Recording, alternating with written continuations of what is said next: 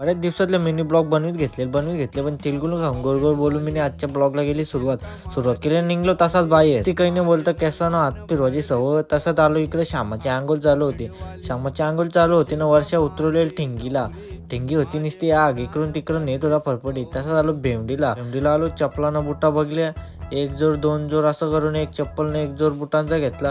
तसा झालो लावटीमध्ये एक जोर शिवायचा होता. फटावा माप देऊन तो शिवला आणि तसा झालो घरी. गावला माझ्या एक रील बनवतो माऊन नाही करायला लागली. तसा मी तिकडे गेलो भेंडीला, कारण की ओला पडलेली बंद.